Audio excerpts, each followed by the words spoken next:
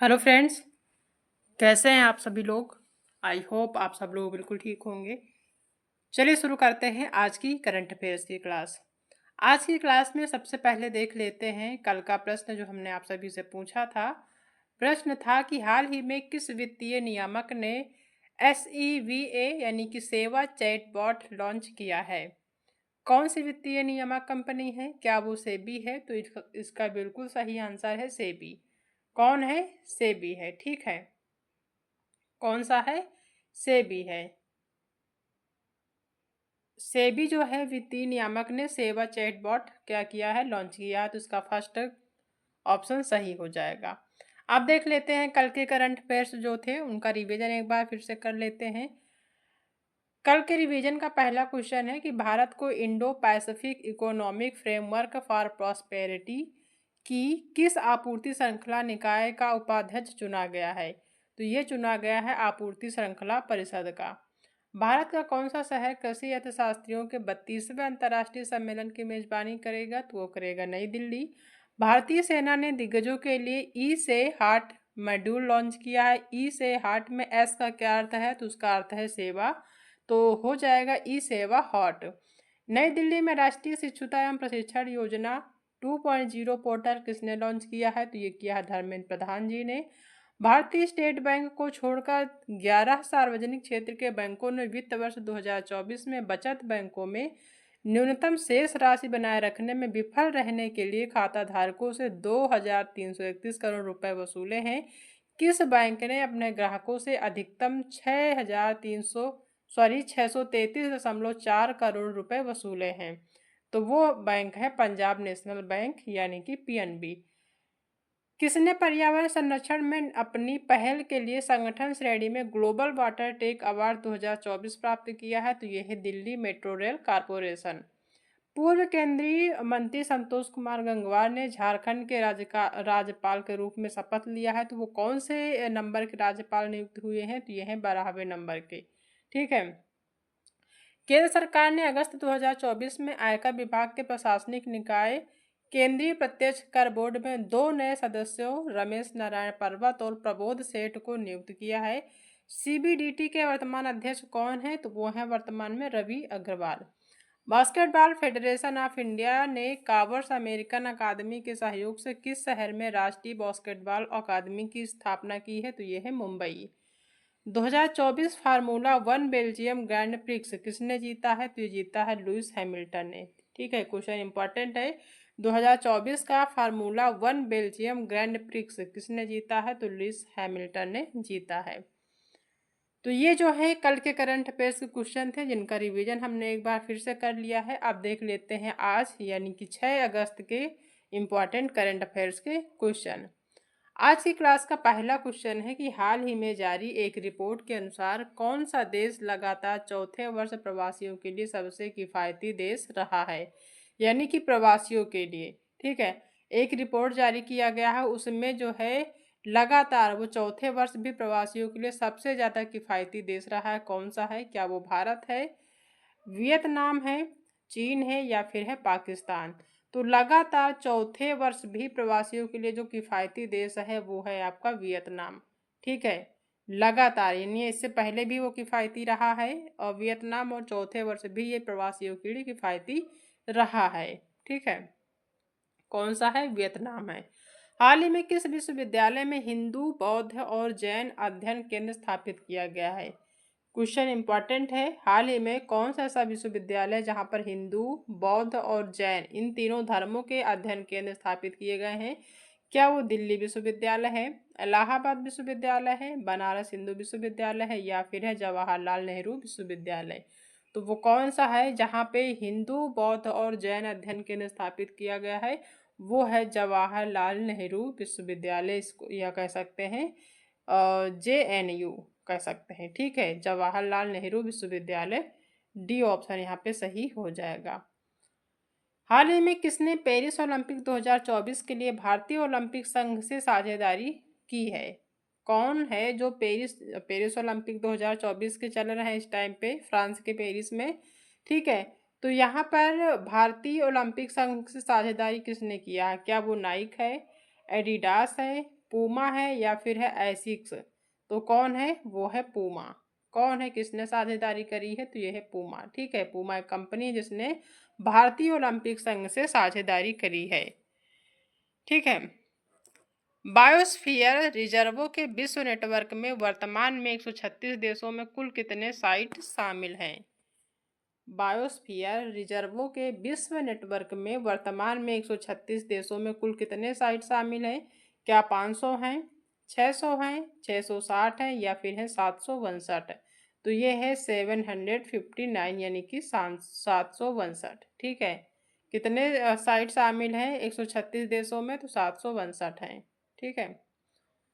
Next question है कि हाल ही में समाचारों में देखी गई प्रौद्योगिकी विकास निधि योजना किस मंत्रालय का कार्यक्रम है?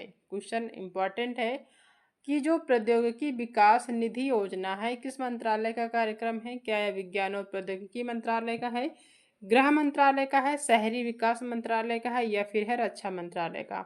तो ये किस मंत्रालय का कार्यक्रम है प्रौद्योगिकी विकास निधि योजना? तो ये है रक्षा मंत्रालय का। किसका है? रक्षा मंत्रालय का है। ठीक है, कौन से मंत्रालय का है? तो ये है रक्षा मंत्रालय का, याद रखना है। ठीक है। नेक्स्ट क्वेश्चन है कि विश्व जनसंख्या संभावना किसके द्वारा जारी की जाती है? विश्व जनसंख्या संभावना किसके द्वारा जारी की जाती है? क्या ये संयुक्त राष्ट्र आर्थिक और सामाजिक मामलों का विभाग द्वारा जारी किया जाता है या फिर विश्व स्वास्थ्य संगठन? तो विश्व स्वास्थ्य संगठन होगा नहीं, यूएनडीपी भी नहीं है, विश्व स्वास्थ्य संगठन गलत है। पहला ऑप्शन सही होगा, इनकी जो विश्व जनसंख्या संभावना जारी किया जाता है किसके द्वारा किया जाता है? तो ये किया जाता है संयुक्त राष्ट्र आर्थिक और सामाजिक मामलों के विभाग के द्वारा। पहला ऑप्शन यहाँ पे सही है। नेक्स्ट क्वेश्चन है कि हाल ही में बिम्स्टेक सदस्य देशों के नेताओं ने प्रधानमंत्री श्री नरेंद्र मोदी से मुलाकात की। बिम्स्टेक में कितने सदस्य देश शामिल हैं? हाल ही में बिम्स्टेक सदस्य देशों के नेताओं ने प्रधानमंत्री श्री नरेंद्र मोदी से मुलाकात की। बिम्स्टेक में कितने सदस्य देश शामिल हैं? क्या 5 देश हैं, 6 देश शामिल हैं, 7 हैं या फिर 8 हैं? तो याद रखना है कि अभी हाल ही में बिम्स्टेक सदस्य देशों में नेताओं ने प्रधानमंत्री श्री नरेंद्र मोदी से मुलाकात की थी। तो जो बिम्स्टेक है इसमें कितने सदस्य देश शामिल हैं? तो इसमें टोटल 7 देश शामिल हैं। ठीक है, कितने सदस्य देश हैं? तो 7 देश शामिल हुए थे। सी ऑप्शन यहाँ पे सही हो जाएगा। ठीक है, इन 7 देशों के सदस्यों ने प्रधानमंत्री श्री नरेंद्र मोदी जी से मुलाकात भी की थी। ठीक है, तो याद रखना है, इंपॉर्टेंट है क्वेश्चन।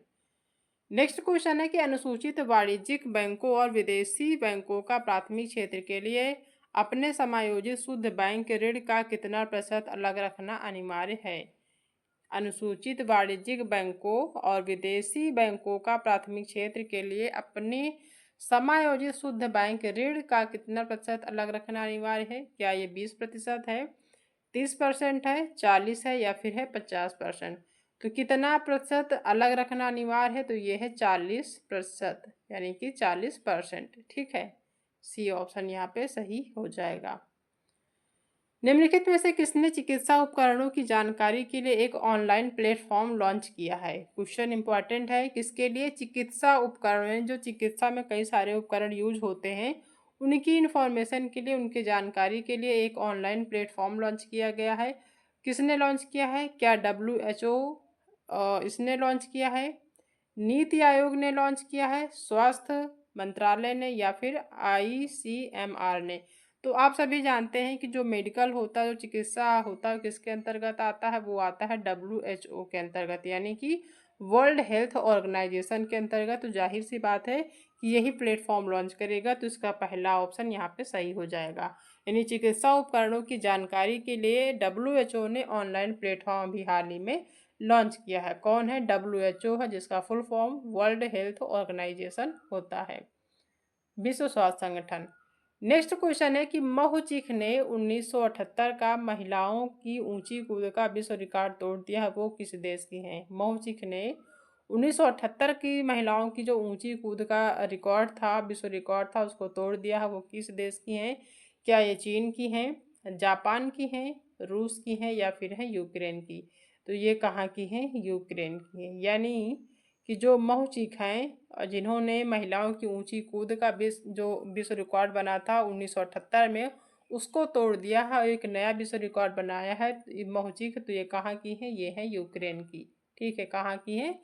यूक्रेन की है। क्वेश्चन इंपॉर्टेंट है, ध्यान रखना है। ठीक है, अब कर लेते हैं रिवीजन एक बार फिर से। तो रिवीजन का पहला क्वेश्चन है कि हाल ही में जारी एक रिपोर्ट के अनुसार कौन सा देश लगातार चौथे वर्ष प्रवासियों के लिए सबसे किफ़ायती देश है? क्या वो वियतनाम है? तो बिल्कुल सही, वो वियतनाम है। हाल ही में किस विश्वविद्यालय में हिंदू, बौद्ध तथा जैन अध्ययन केंद्र स्थापित किया गया है? तो वो है आपका JNU यानी कि जवाहरलाल नेहरू विश्वविद्यालय। किसने पेरिस ओलंपिक 2024 के लिए भारतीय ओलंपिक संघ से साझेदारी करी है? तो वो है पूमा। पूमा जानते होंगे, एक कंपनी है। ठीक है, इसने भारतीय ओलंपिक संघ से साझेदारी करी है। बायोस्फीयर रिजर्वों के विश्व नेटवर्क में वर्तमान में 136 देशों में कुल कितने साइट शामिल हैं? तो ये शामिल है 759। हाल ही में समाचारों में देखी गई प्रौद्योगिकी विकास निधि योजना किस मंत्रालय का कार्यक्रम है? तो यह है रक्षा मंत्रालय का। किसका है? रक्षा मंत्रालय का है। विश्व जनसंख्या संभावना किसके द्वारा जारी की जाती है? तो ये जारी की जाती है संयुक्त राष्ट्र आर्थिक और सामाजिक मामलों के विभाग द्वारा या मंत्रालय द्वारा। ठीक है, हाल ही में बिम्स्टेक सदस्य देशों के नेताओं ने प्रधानमंत्री श्री नरेंद्र मोदी से मुलाकात की है। बिम्स्टेक में कितने सदस्य देश शामिल हैं? तो इसमें टोटल 7 देश शामिल हैं। कितने हैं सदस्य देश? 7 देश शामिल हैं। ठीक है, अनुसूचित वाणिज्यिक बैंकों और विदेशी बैंकों का प्राथमिक क्षेत्र के लिए अपने समायोजित शुद्ध बैंक ऋण का कितना प्रतिशत अलग रखना अनिवार्य है? तो ये है 40%।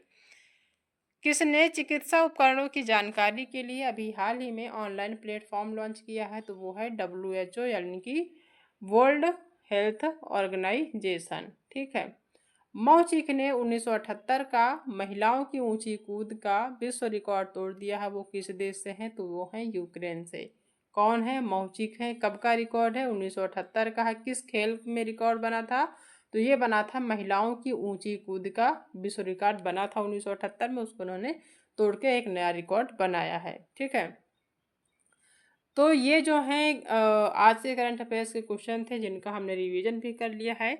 तो आई होप कि आप सभी को चीज़ें समझ में आ रही होंगी, लगभग चीज़ें याद भी हो जाती होंगी। अब देख लेते हैं आज का जो है होमवर्क का प्रश्न क्या है। आज का जो प्रश्न है वो ये है कि प्रतिवर्ष किस तारीख को विश्व युवा कौशल दिवस मनाया जाता है? क्वेश्चन इंपॉर्टेंट है। हर साल किस तारीख को यानी किस डेट को या किस मंथ में किस तारीख को विश्व युवा कौशल दिवस मनाया जाता है? ठीक है, इसका सही आंसर अगर आपको पता है तो आप हमें कमेंट में ज़रूर बताइएगा। ठीक है, तो ये आज की क्लास है। आई होप कि आप सभी को आज की क्लास जो है पसंद आई होगी। अगर आज की क्लास पसंद आई है तो वीडियो को लाइक करिएगा, अपने दोस्तों में भी शेयर कर दीजिएगा। और अगर आप चैनल पर पहली बार विजिट कर रहे हैं तो चैनल को सब्सक्राइब करना बिल्कुल भी मत भूलिएगा। ठीक है, तो मिलते हैं नेक्स्ट क्लास में एक नए टॉपिक के साथ। तब तक अपना ध्यान रखिएगा।